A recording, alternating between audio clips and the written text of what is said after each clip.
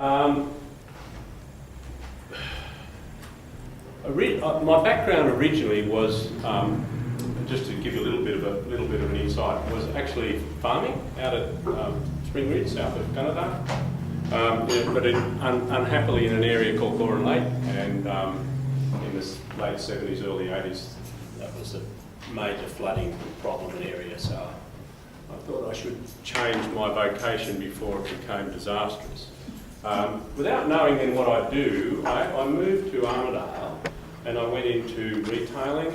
With franchise, I had an Angus, and actually, if I think about it, I've left a trail of destruction, haven't I? So I wasn't a failed farmer, but the situation overtook me. I enjoyed my farming. I had an Angus and Robertson franchise, and I actually had the one in Tamworth here for a while as well. And of course, they've gone. Maybe I should leave. I hadn't connected these dots very well, had I?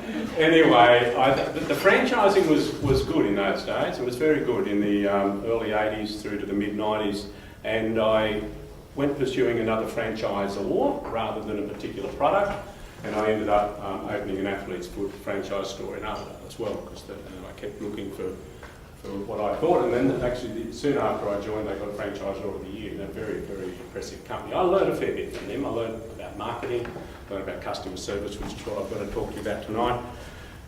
I didn't want to stay doing that till I couldn't function, and I decided to get out of retailing. It was a tough time when I got out, actually.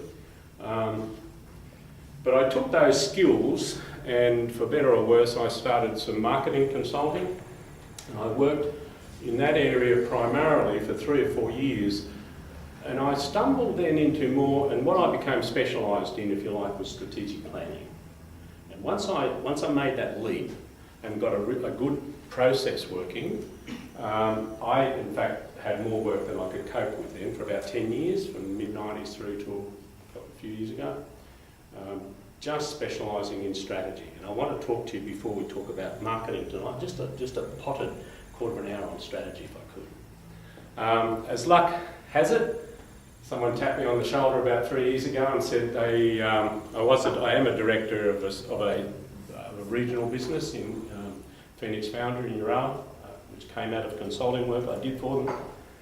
And someone tapped me on the shoulder and said, something interesting's come up, would you be at all interested? And it turned out to be an Australian living in the UK, very, very wealthy man, billionaire type person, good guy, philanthropic. He decided that there was a big future in Australian agriculture, and I'm now heading up a company, a very small group of people, but a company that's been acquiring rural. So I'm back where I started, and having the time of my life.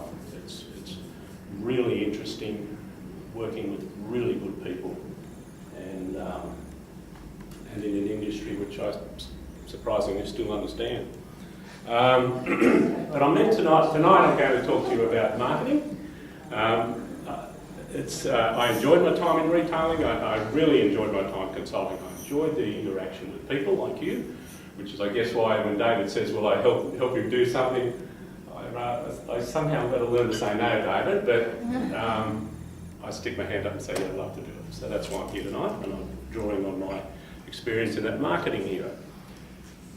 Can I just start off, though, I know when I talk to people like you, and I know from the work I've done in the past, and I know, David, from jobs where I've helped with the BEC, always we end up in a position of someone saying, can you help me with my business planning? Can you help me with my strategy? And I don't know about this group. The group in Armidale were really wanting to know more about that. You've had someone talk to you about business planning, haven't you? As Yes. such? There is a difference. The business plan is the whole encompassing thing. You know, I want to start from somewhere, so I've got to normally document it as a capital raising exercise, so I've got to take it to a bank or convince somebody, convince my family, my supporters, myself that going into business is a good idea. So you actually document the whole thing, which I'm sure you've got. Strategy is different. Like a business plan is more like documenting the First World War or the Second World War. You know, here's all the things that happened. This is went on. The strategy is the general in the field that goes to the battle, the Alamein, that knocks the socks off who was it? Brom. And Montgomery, which Montgomery did, of course. But the strategy is the thing. I'm in there. Here's where I am now. But I've got this vision that I would just like to be somewhere different. I would like to grow my business. I would like to move it from what it is now to somewhere else. Now, a lot of people find that a challenging, a bit frightening, because we all have dreams and we all have aspirations for our business or for a whole lot of things. What I encourage people to do is to hang on to that dream. Like Deb, you know, you've shared a little bit of that with me tonight, where you are now, and you've got this idea of growing your business to be like something else, and I'm sure you've got people that say that'd be really good, and you've got people that say, oh, I wouldn't do that, you know. Hang on to the dream, but if I could just condense it right down to something really simple, that if I'm looking at strategy,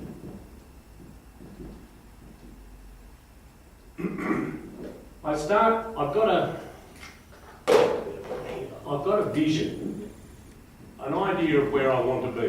And if you're even having trouble with that, what I say to people is, instead of us all sitting here tonight wondering about the future and thinking, where are we headed, let's just jump ahead 5 years and crystallise a picture that we actually got everything we wanted out of our business. We got to where we wanted to be. And we weren't sitting here being offered whatever we're going to be offered for dinner, but Celia had brought champagne and all sorts of fancy food because we're having a celebration. Because it just turned out exactly the way it did. To me, that's how I start to think about a vision. Don't hold back. However, the reality is we then have to do a bit of a reality check and look at the resources that you've got in your business. Now, the resources, I mean, you know, people, whatever I can fit. Might have a customer list. I might have money. I might have whatever it is. The whole thing. Look at, and skills, very important. Also support from family, support from people that are going to be involved either directly or indirectly. There's a whole checklist of things here, and if I was here to talk about strategy, we'd elaborate. But this is what I have to do a reality check.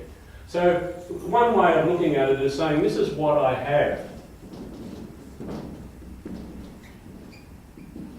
on this side. And then I come back and say, well, if I want to get there, I need to have a look at this is what I need.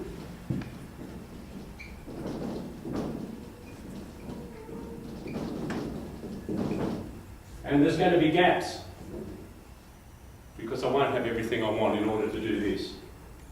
But when I've figured out what the gaps are, then I look at my capacity, which is another good word to use. I look at my capacity and I say, what do I need? How do I feel these? Some of these things I can fix, maybe some I can't. You know? So if I've actually thought about and done a good reality check here about what I need, what is my capacity, what's going to limit me, what's going to hold me back, the words I use, what's going to drive me forward.